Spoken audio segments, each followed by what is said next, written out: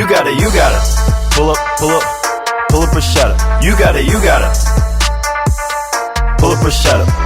You gotta pull up or shut up. Yo, what is up, AD team? Also Dunham back again with another video. And in today's video, I'm gonna talk about 3 mistakes beginners make when they start doing pull-ups, all right? So stay tuned and let's get right into the video.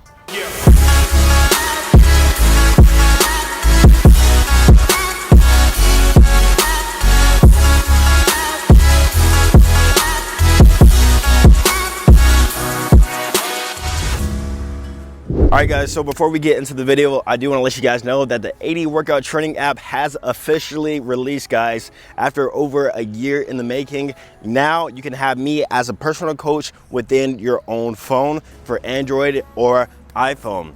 Now to get started, all you gotta do is click the link down below in the description, fill out a quick questionnaire, because everything within this app is customized towards you and your goals.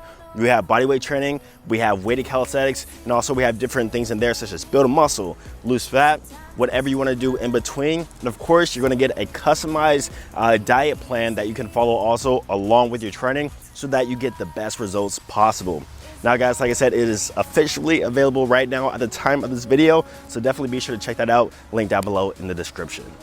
But now let's get into the first point as to mistakes beginners make when they do pull-ups. And the first one is called goose necking. Probably thought I was going to say something like half repping or using bad form.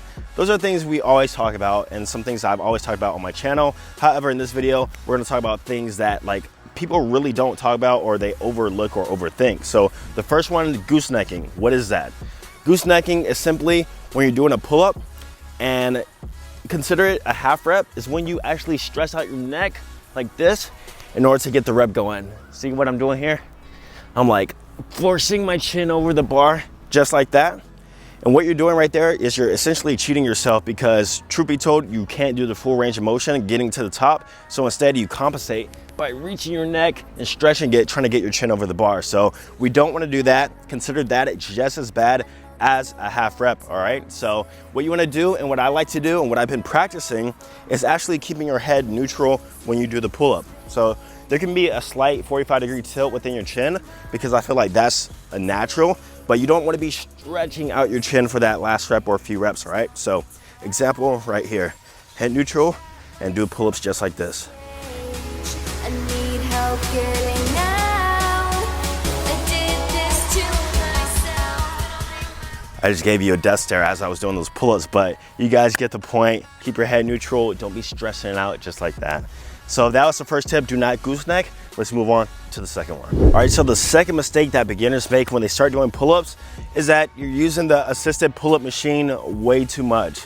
Now, if you don't know what the assisted pull-up machine is, it's something that is found in a lot of gyms, and that is something that a lot of people who can't do a lot of reps of pull-ups or who can't do pull-ups at all basically get on. So if you think about it, your knees are on this platform and you're just moving yourself through a pull-up range of motion, right? So the reason why you use that too much, or you don't want to use that a lot, is because when you use machines like that, it gets rid of all the other muscles that you actually use within a pull-up, such as, you know, core activation and all these little stabilizer muscles you use, because essentially all you're doing is using your lats. You might as well hop on a lat pull down machine. So a better way you can do that to actually get stronger at the pull-up and see better results is essentially using bands right here. So these are just silicone bands, think of them as big rubber bands, and you can get them in multiple of sizes. Right here I have 2 really small ones because, you know, I can do pull-ups, so I really don't have the really thick heavy ones. But essentially what you're going to do is just wrap it around the bar just like this,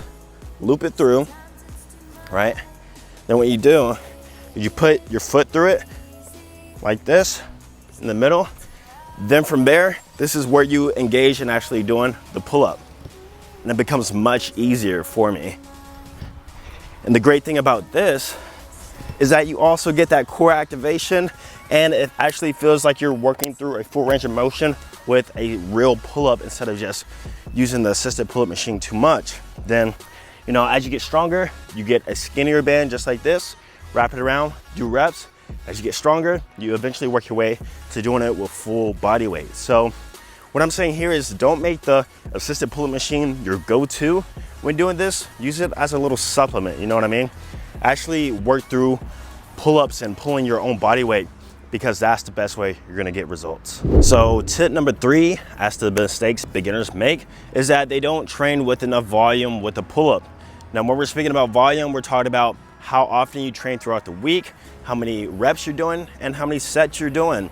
I realized that a lot of people want to get better at pull-ups, or they start doing pull-ups, and they're literally just going into the gym once a week doing 3 sets for like 3 reps. Like, you gotta remember that in order for your body to get stronger and to grow, you have to give it enough volume and you have to do it the right way.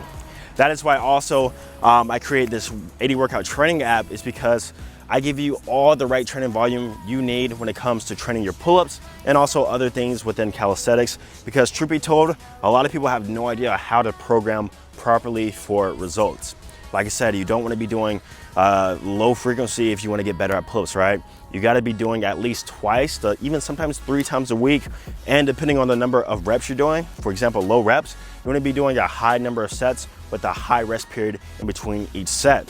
That's another thing I see too. People resting way too short between sets. Like, if you're doing 2 to 3 reps, why are you resting a minute, all right? Rest 2 to 3 minutes, recuperate and recover. Then from there, do your set again. Overall, it comes down to proper programming when it comes to increasing your reps with the pull-up, and that's the thing a lot of people struggle with. So just right here to get a tip, just make sure you're doing it at least 2 to 3 times a week for more than 3 sets, I would say, per training session, if you're doing less than 5 reps, all right? So keep that in mind. All right, guys, so that was the 3 things that beginners make when they start doing pull-ups. Remember to not goose neck, train through for range of motion, keep that neck neutral, 45 degrees if you have to. Stop using the assisted machine so much, use the bands, and I'll put some link down below in the description if you want to see the bands that I use too. And also number 3, make sure to train properly and have enough training volume so that you can actually see progress within your pull-ups and your training overall. So thank you guys for watching. Remember to check out the 80 workout training app down below. All you gotta do is fill out a quick questionnaire, and we're gonna get you a customized training plan and a customized nutrition plan catered towards you and your goals so that you get the best results possible. And that's pretty much it, guys. If you're new, be sure to subscribe. I'll see you guys in the next video. Peace.